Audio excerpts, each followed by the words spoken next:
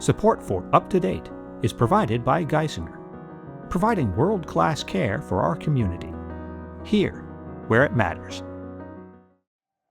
Hello and welcome to Up to Date from WVIA News. I'm Sarah Scinto, here to keep you caught up on all the news you should know about. Today, a non-discrimination ordinance is caught in a referendum battle in Luzerne County, and in Lackawanna County, the Democratic Party has a new leader. It's Thursday, July 16th. Let's get you up to date.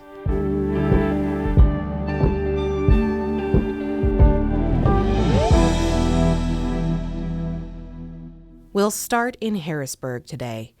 Federal and state representatives from Northeast Pennsylvania are renewing calls for tighter commercial driver's license laws following the July 1st crash that killed a state trooper in Schuylkill County.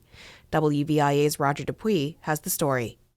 Congressman Dan Muser led a moment of silence on the U.S. House floor Tuesday to remember the, quote, courageous life and tragic loss of Pennsylvania State Trooper Michael Pahira, Jr., whose memorial service he attended last week. The story shared by those who knew him best painted the picture of a man of character, humility, and unwavering dedication. Respect was a constant theme throughout the service. Pahira was conducting a commercial vehicle inspection on Interstate 81 when police say a tractor-trailer driven by Michael Bon, a Haitian national, struck two vehicles and Pahira, killing the trooper. Bon, who held a commercial driver's license from Massachusetts, faces charges in the case. Muser urged Congress to pass a pending bill that would require states to issue commercial driver's licenses, or CDLs, only to U.S. residents, green card holders, and those with temporary work visas. To bring common sense and strengthen commercial driver's license requirements, ensuring those with commercial driver's license can read English and are in the United States with legal status. Muser is not alone. State Senator David Argel, a Republican from Schuylkill County, is speaking out in favor of three similar measures pending before the legislature in Harrisburg. Argel says his office received many messages in the wake of Pahira's death calling for legislative action on CDL reform. I think if I could summarize it into two words, it's very simple. Do something. Roger Dupuis, WVIA News. Thanks, Roger. Find more of this story at WVIA.org. In Lackawanna County now, after some squabbling over the last month, Lackawanna County Democrats have a new leader. As WVIA's Boris Krauchenyuk reports, the new leader may be the first female party chairperson in county history. Almost 300 Lackawanna County Democratic Party committee members split their votes Tuesday night, but when it was all over, they chose one woman over another to lead them. They elected Larissa Cleary Valonis, a school counselor with years of experience in political campaigns. The 41-year-old Archbald resident defeated Lexi Kelly by about 30 votes. In an interview afterward, Valonis promised to bridge differences with Kelly and her supporters. She doesn't think that will be hard and plans to get started right away. I'm excited to get to work on this new story, not even new chapter. We're moving forward, and we are going to bring the heat in November. Former Chair Chris Patrick said he believes Valonis is the first woman to chair the county party. Patrick found himself at the center of controversy last month. He tried to block 76 committee members elected in May from taking their seats. He said they shouldn't be committee people because they supported non-Democrats in elections last year. But the state Democratic Party overruled Patrick and took over the selection process. Kelly, a frequent Patrick critic, said she'll have no problem working with Valonis. I just don't think we're as divided as people think. It's a small group of individuals that want to maintain a power base. We're going to work to get Democrats elected up and down the ballot. Reporting from Scranton, I'm Boris Krauchenyuk, WVIA News. Thanks, Boris. Stay with us. There's more Up to Date after this break.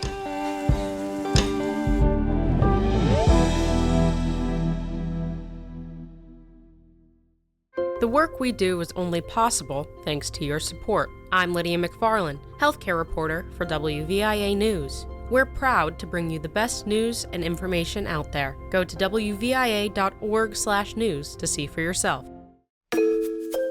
Welcome back. We have a short bit of presidential news from Carlisle, Pennsylvania. President Donald Trump is pushing to increase federal spending across manufacturing, artificial intelligence, and robotics all in support of a stronger military. As Katie Knoll reports for WVIA, Trump made a speech at the Army War College in Carlisle on Wednesday to highlight investments in Pennsylvania's industries. In an almost hour-long speech, Trump touted $10 billion of investments in Pennsylvania's defense industries. That money is projected to create more than 4,000 new jobs in Pennsylvania.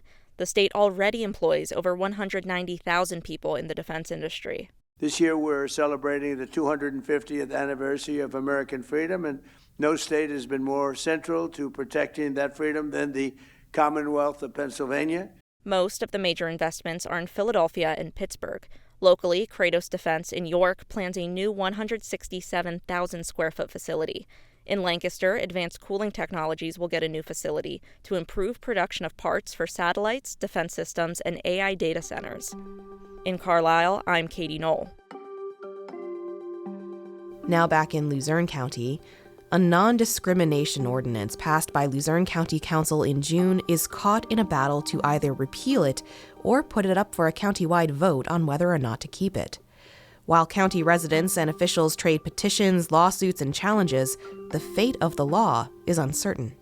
The ordinance doesn't take effect until 90 days after it was passed on June 9th, but since the vote by County Council, former Luzerne County Controller Walter Griffith has started a petition process to either repeal the ordinance or give it a ballot referendum during the next possible election.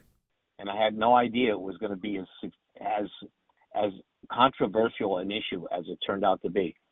I mean, I'm telling you, there's people that come in the office to sign a petition are almost incoherent about how mad they are about this ordinance. They just don't like it. The countywide ordinance extends protections from discrimination to classes not included under statewide and federal law. That includes protections based on gender identity, gender expression, sexual orientation, veteran status, and physical or mental disability. I felt it was important to bring it up for a few reasons. One, it's 2026, and it's about time. That's Joanna Bryn Smith, a member of Luzerne County Council.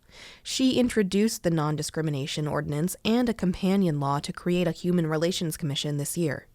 The first of those two is what the council passed in June with a 7-4 vote. And I want the world to know that Luzerne County is a place where everyone is accepted. I want every child to feel comfortable here. I want every family to feel comfortable moving here.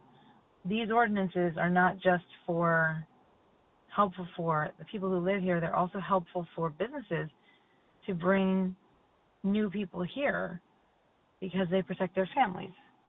Griffith is critical of the additional protected classes. He says the ordinance opens up Luzerne County to increased litigation by allowing more people to claim they have experienced discrimination.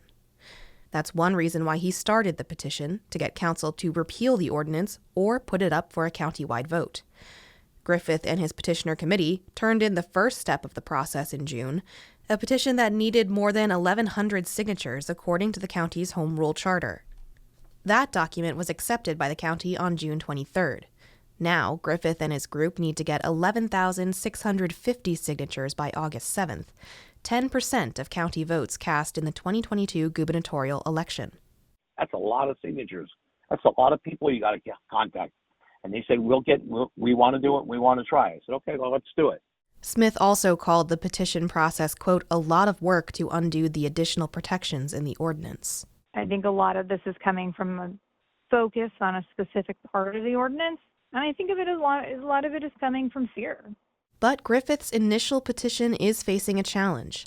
After Luzerne County Council member Chris Bellis obtained a copy of the petition and shared it online, he challenged more than 400 of those signatures.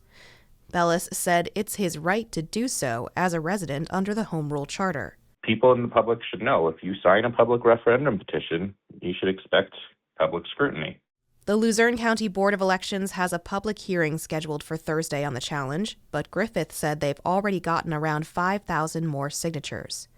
Griffith has also sued Bellis over his release of the petition and the signatures. Find this full story at WVIA.org and stay tuned for updates from Thursday's meeting.